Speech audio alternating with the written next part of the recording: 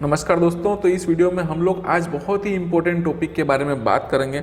ये टॉपिक जो है बहुत इम्पोर्टेंट है, इसको हम लोगों को रोज़ एग्जीक्यूट करना पड़ता है। ये शाम होते ही हम लोगों को ऑफिस में जमा करना पड़ता है। जी हाँ, बहुत ही इंपॉर्टेंट डॉक्यूमेंट है और डॉक्यूमेंट का नाम है डेली प्रोग्रेस रिपोर्ट। इसको हम लोग शॉर्ट फॉर्म में बोलते हैं DPR दोस्तों। जी हाँ दोस्तों, तो ये बहुत ही इंपॉर्टेंट डॉक्यूमेंट होता है। जब भी आप लोग कुछ भी पूरे दिन में एग्जीक्यूट करते हैं तो वो सारी डिटेल आप इसमें भरते हैं। ये सारी ऑफिस में जाती है दोस्तों। वहाँ पे जो भी बिलिंग इंजीनियर रहता है वो इसके अकॉर्डिंग वहाँ पे बिलिंग में एंट्री कर लेता है दोस्तों। तो बहुत ही इंपॉर्टेंट वीडियो है दोस्तों, इसको लास्ट तक जरूर देखिए। बहुत ही इंपॉर्टेंट वीडियो, बार बार कह रहा हूँ मैं, इसको आप लोगों को लास्ट तक जरूर देखना है दोस्तों। तो जैसा कि मैं बात कर रहा हूँ आपसे कि ये हमारी एक डेली प्रोग्रेस रिपोर्ट जो होती है वो किस तरीके से हम लोग को बनानी है, तो उसका मैं आपको एक फॉर्मेट बता रहा हूँ यहाँ पे। तो दोस्तों ये एक्सेल में एक फॉर्मेट बनता है, आप लोग इसको इजीली बना सकते हैं दोस्तों। आप मेरे सामने देख सकते हैं कि एक यहाँ पे एक DPR का फॉर्मेट बना हुआ है। मैंने MS एक्सेल खोला हुआ है और उसके अंदर मैं आपको DPR का एक फॉर्मेट बता रहा हूँ दोस्तों। आप इस फॉर्मेट को वीडियो की डिस्क्रिप्शन से डाउनलोड कर सकते हैं दोस्तों। जी हाँ, गूगल ड्राइव में ये मैंने अपलोड किया हुआ है, आप लोग इसको वहाँ से डाउनलोड कर सकते हैं। लिंक मैंने दिया हुआ है, आपको उस लिंक पर क्लिक करना है, गूगल ड्राइव खुलेगा, आपको वहाँ से इसको डाउनलोड कर लेना है दोस्तों। अगर किसी को फॉर्मेट चाहिए तो ये फ्री ऑफ कॉस्ट है आप सबके लिए, आप लोग इसको डाउनलोड कर सकते हैं दोस्तों। तो चलिए इसको थोड़ा सा समझ लेते हैं कि ये डेली प्रोग्रेस रिपोर्ट आखिरकार होती क्या है। इसको पॉइंट वाइज हम लोग जितने भी इसमें कॉलम दिए हुए हैं सबको समझते हैं, ठीक है ना। तो अब देखिए यहाँ पे जैसा कि आप लोग देख सकते हैं कि यहाँ पे सीरियल नंबर करके एक कॉलम यहाँ पे दिया हुआ है दोस्तों। तो सीरियल नंबर में हम लोग 1 2 3 4 5 6 7 8 इस तरीके से हम लोग सीरियल नंबर लिखते हैं। उसके बाद में डेट, जिस डेट में आप लोगों ने एग्जीक्यूशन करवाया है साइट पे, मतलब जिस डेट को आपका काम हुआ है साइट पे, जिस डेट की आप लोग एंट्री कर रहे हैं DPR में, उसको आप लोगों को यहाँ पे लिखना है। तो यहाँ पे वो डेट हम लोग लिखेंगे। उसके बाद में चेनेज, जिस चेनेज पे काम किया है हम लोगों ने, उस चेनेज पे हम लोगों को DPR की एंट्री करनी है इस शीट में, ठीक है दोस्तों। तो ये हम लोग DPR बुक पूरी एक साथ छपा भी सकते हैं, हम लोग इसको ऑर्डर दे सकते हैं, या तो जो भी हमारा प्रिंटिंग वाला रहता है उसके पास में हम लोगों को देना है इसको, और पूरी बुक छप के रेडी हो जाती है। या फिर आप लोग जो A4 साइज का पेपर रहता है उस पर भी प्रिंट करके अपने साइट पे जितने भी इंजीनियर्स हैं उनको दे सकते हैं दोस्तों। तो अब देखिए यहाँ पे चेनेज की बात होगी। उसके बाद में टाइप ऑफ स्ट्रक्चर में क्या आता है, तो टाइप ऑफ स्ट्रक्चर में जैसे कि मान लीजिए कि कहीं पे बॉक्स कल्वर्ट का एग्जीक्यूशन हुआ, ठीक है, और कहीं पे माइनर ब्रिज का एग्जीक्यूशन हुआ, मेजर ब्रिज का एग्जीक्यूशन हुआ। आपके साइड, आपके अंडर में 3 साइड चल रही थी, एक मेजर ब्रिज, एक माइनर ब्रिज और एक बॉक्स कल्वर्ट। तो आप लोग उस साइड पे क्या क्या काम हुआ है तो आप लोगों को उसका टाइप लिखना है। तो यहाँ पे हम लोग शॉर्ट फॉर्म में माइनर ब्रिज को MNB लिखते हैं, उसके अलावा मेजर ब्रिज को MJB लिखते हैं, और बॉक्स कल्वर्ट को हम लोग BC लिख सकते हैं, ठीक है ना। या फिर आप लोग कल्वर्ट भी लिख सकते हैं, बॉक्स कल्वर्ट पूरा लिख सकते हैं, ठीक है ना। उसके बाद में आता है डिस्क्रिप्शन ऑफ वर्क। तो डिस्क्रिप्शन ऑफ वर्क में दोस्तों उस चीज़ की एंट्री होती है जो आप लोगों ने आज साइट पे काम किया है। जैसे कि मान लीजिए कि किसी बॉक्स कल्वर्ट की आज राफ्ट हुई है, तो यहाँ पे हम लोग लिखेंगे वहाँ पे कि राफ्ट की कास्टिंग हुई, कास्टिंग ऑफ राफ्ट, ठीक है ना। यहाँ पे इस तरीके से डिस्क्रिप्शन लिखना है हम लोगों को।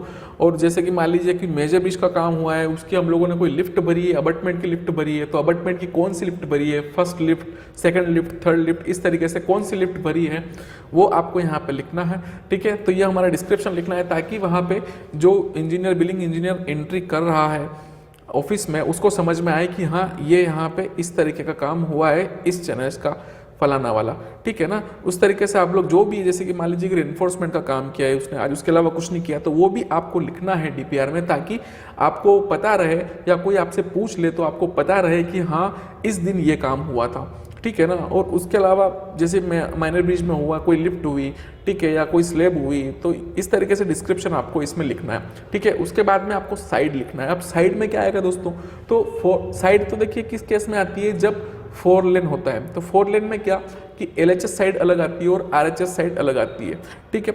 2 लेन में भी हम लोग 2 साइड इंडिकेट कर सकते हैं, LHS RHS, क्योंकि वहाँ पे एक साथ में काम नहीं होता है कभी कभी, और कभी कभी एक साथ में भी किसी किसी साइड पे हम लोग पूरा काम करते हैं डाइवर्शन देके, ठीक है ना। तो उसमें LHS RHS किसी ड्राइंग में दोनों इंडिकेट किए हुए रहते हैं और किसी ड्राइंग में पूरा एक ही स्ट्रक्चर दिया हुआ रहता है। आपको LHS RHS उसमें लिखने की जरूरत नहीं है, ठीक है ना। अगर पूरा एग्जीक्यूट हो रहा है एक साथ में तो उसको आप लोग बोथ हैंड साइड भी लिख सकते हैं, BHS करके, ठीक है ना। अब उसमें UOM, यूनिट ऑफ मेजरमेंट क्या आने वाला है, ठीक है।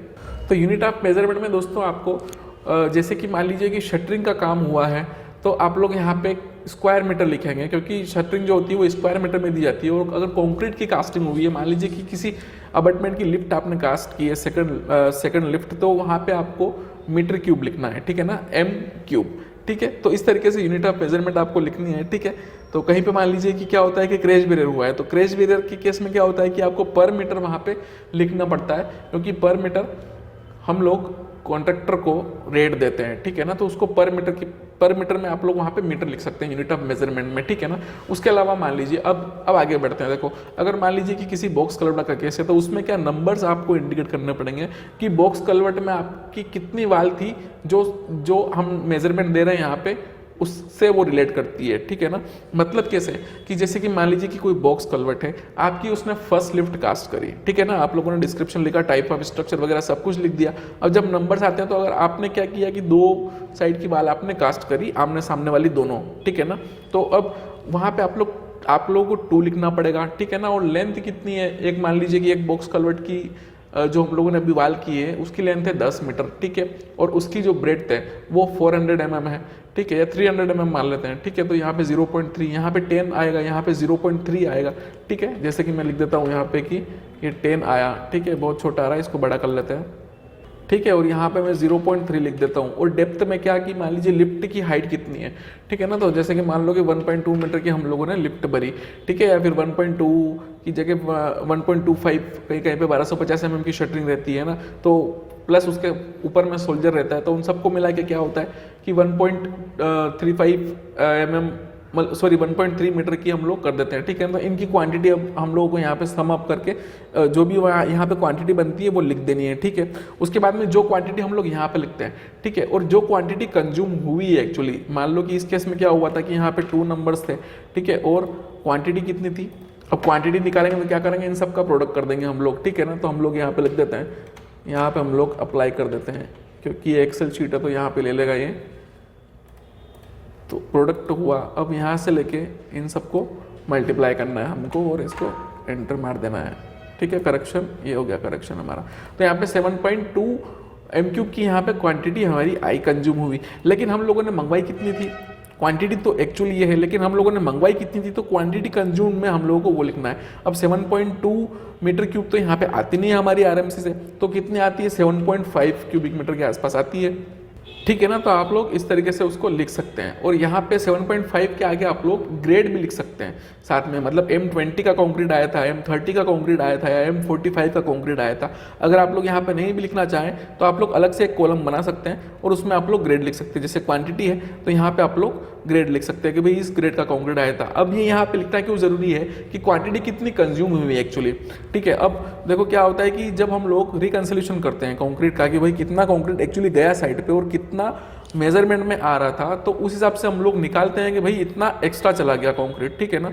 तो वो भाई जस्ट एक रिकंसिलेशन होता है ये जानने के लिए कि हाँ भाई एक्चुअली में कितना है कॉस्ट, वो जो ज़्यादा लग गया बॉक्स कलवर्ट का, इसलिए, ठीक है ना। तो ये एंट्री बिलिंग में ही होती है, मतलब बिलिंग में नहीं होती, ये एंट्री ऑफिस में होती है, अलग से एक प्रोजेक्ट रिपोर्ट होती है, उसके अंदर ये सारी एंट्री करना रहती है कि भाई एक्चुअली में कंज्यूम कितना हुआ। मतलब रिकंसिलेशन किया जाता है कि प्लांट से मेज किया जाता है कि हमने इतना माल भेजा तो इतना वहाँ पे गया कि नहीं गया साइड पे, या फिर मतलब मान लीजिए आरएमसी से कोई एक्स्ट्रा टीएम निकला, किसी ने मंगवा लिया चोरी करके, तो फिर उसकी एंट्री भी तो कहीं ना कहीं रहनी चाहिए ना। तो वो एंट्री क्वांटिटी कंज्यूम्ड जो हम लोग लिखते हैं उससे वो वहाँ पे की जाती है। अब सबसे लास्ट में आता है जो कॉलम आता है वो आता है कॉन्ट्रैक्टर्स नेम। अब ये लिखना क्यों ज़रूरी है दोस्तों, अब ये लिखना इसलिए ज़रूरी है क्योंकि आप लोगों को पता होना चाहिए ना, मतलब जो बिल बना रहा है उसको पता होना चाहिए कि एक्चुअली ये काम किसने किया है, तभी तो वो उसका बिल बनाएगा ना। जैसे मान लीजिए कि यहाँ पे 4 कॉन्ट्रैक्टर हो गए, रमेश हो गया, राजू हो गया, मोहन हो गया और एक आधा हो गया प्रवीण करके, ठीक है ना। तो ये 4 कॉन्ट्रैक्टर हो गए। तो अब यहाँ पे हम लोग को कॉन्ट्रैक्टर का नाम लिखना पड़ेगा, तभी तो उसको समझ में आएगा ना कि हाँ ये क्वांटिटी इस कॉन्ट्रैक्टर को देनी है, ठीक है ना।